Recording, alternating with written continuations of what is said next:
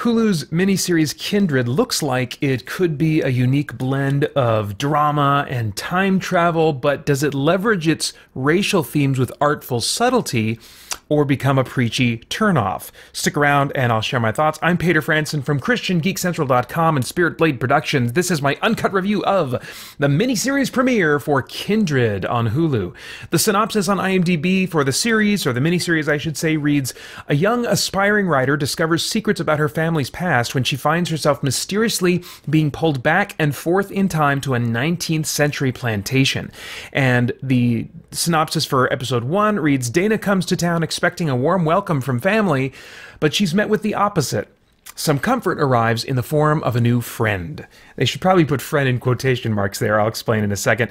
It starts out like a normal story about a 20-something woman trying to start a career on her own in LA with some family tension involving her aunt and uncle against the backdrop of the loss of her parents that she experienced at a young age. But when she starts experiencing uncontrollable trips to and from a 19th century plantation as a black woman herself, the connections quickly start forming that are relevant to her family history and the loss that she has experienced. The tone I found to be very dramatic. It's got a little bit of sweet romance and that I would say was more about bringing smiles than chuckles, establishing an initial and I think dysfunctionally too quick relationship between Dana and her friend slash boyfriend slash new acquaintance Kevin, which I think within 48 hours they are in bed together, you know. So, but I think they also kind of represent the dysfunction of that and the quickness and the problems that come from moving that quickly in a relationship,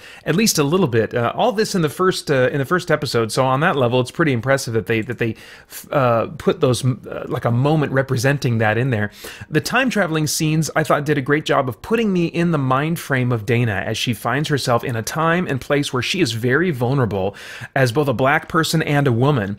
It feels a bit to me like in those scenes when she's back in the 19th century, it has a vibe of dystopian science fiction about future worlds in which people live under oppressive regimes, but then you remember that this is a horrific and tragic part of American history. Now, I've seen other movies and shows that depict slavery in the American South, but I think what helps it hit home more here is the fact that we experience it through the eyes of a modern black woman who, at least in what we've seen of her, of the story so far in the premiere, is not experiencing discrimination related to her skin or gender in the 21st century. So her time-traveling experiences are utterly alien and shocking and terrifying to her.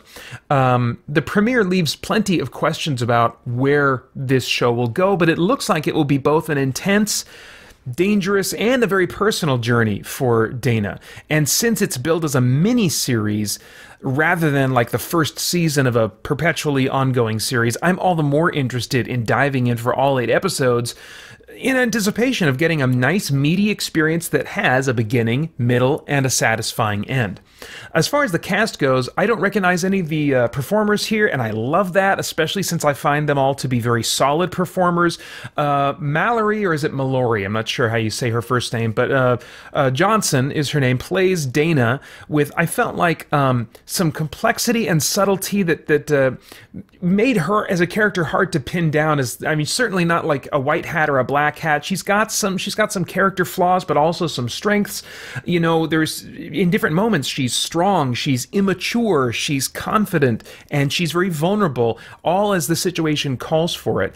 I especially like the casting of Micah Stock as Dana's boyfriend Kevin. Stock has a voice and a vibe that just feels unique, just atypical, very normal, and yet in some ways very unactory, you know. So abnormal in terms of the voice type and some other aspects, the look of what I would expect for this type of character in most movies and shows. But all the more normal as far as comparing him to actually real people that are not on the silver screen. So, and likewise, his physique is very normal, unchiseled, and unflattering, which serves to make him feel to me all the more like the down-to-earth, nice guy next door, instead of the super attractive guy that you have good reason to suspect spends shallow hours looking in the mirror. I love this kind kind of casting, and it really serves the character well, serves to endear me to him, as I think we're meant to feel. And I would welcome this kind of casting wholeheartedly if it ever became a trend, because I think typical Hollywood prioritization of attractive physiques only encourages us as viewers to prioritize the wrong things in life. As far as stunts and visuals go, I don't have much to say here. There are very few visual effects because the time travel transitions are either instant or they're handled with an artful blend of practical elements from both time periods kind of existing in the same scene. They make changes, practical changes to the set or whatever, to indicate that, oh, we're moving into another time, another place before that full transition is complete. And I like that both visually, because it's very practical and convincing as a result, and also just conceptually. I like how it's handled. Okay, as far as themes, is there anything of moral, philosophical, or spiritual significance going on in the themes of this thing that might trigger some worthwhile thought or conversation? You know, I can imagine this kind of story leaning into modern racial and sexual discrimination in the life of Dana, out of perhaps a well-intentioned effort to parallel and show the roots of such discrimination and mistreatment in the past. But I think I would have found that to be way too on the nose and possibly a sort of one-note preachiness if they'd gone that route. The fact that the pilot, at least the pilot, I don't know what the rest of the series will hold, but the fact that the pilot at least does not do this, and does not show Dana experiencing really discrimination in her present day life, helps this premiere to avoid what I think would have been an overly strong and intrusive meta-narrative for me that might have actually turned me off to whatever well-intentioned message they might have had. I think the story might still very well explore these parallels at some point. I have no idea. I don't necessarily see any hints being dropped that that's the direction that's going to go in right now, but it's certainly there's room for it. The chess pieces are in place if they wanted to go that route, or perhaps it will explore more personally how the lives and choices of our ancestors pass down something for each of us to deal with in the way of kind of domino effects. But for now, it just seems content to let the horror and helplessness of the time-traveling situations speak for themselves, which did, I think, without being more on the nose, lead me to reflect on the history of slavery in America.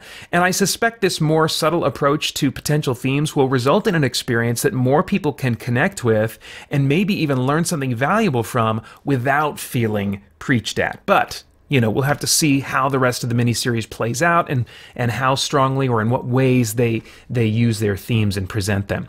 All right, now I have no idea what your tastes are in TV shows, but if I were a time traveler, I'd go back in time and say, Paeter, don't miss this. Based on the trailer, you're going to be intrigued by the premise and yet wonder if it's going to sacrifice good drama and sci-fi concepts in favor of something preachy. But so far, that's not the case. The hour is going to fly by and you'll be ready to start that next episode immediately, with a good chance that you'll binge the rest of it very soon. All right, this one's rated TVMA for language, violence, and sexual situations. And those are all my thoughts for now on the miniseries premiere of Kindred on Hulu. As always, I would love to get your thoughts and reactions in the comments below. Please like, share, subscribe, click that bell to stay connected. I want to thank the Spirit Blade Insiders for making this review possible. You can get info about the benefits of joining over at patreon.com/spiritbladeproductions. And then I hope you'll check out our podcast and stay connected to all CGC content over at christiangeekcentral.com as we continue to geek out and seek the truth.